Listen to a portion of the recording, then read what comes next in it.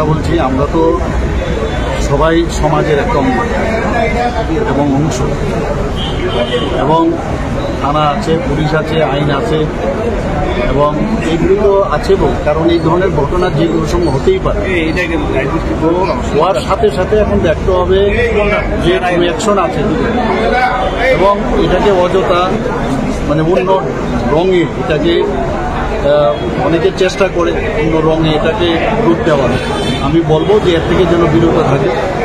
পুলিশের কাজ করেছে, ঘটনা হওয়ার সাথে সাথে কিন্তু সেখানে পৌঁছে গেল।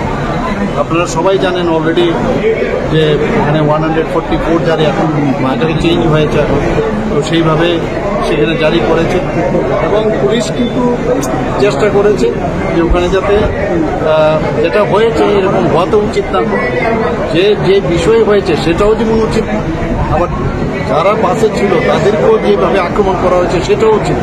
তো সেইগুলো নিশ্চয়ই তদন্তে বেরিয়ে আসবে।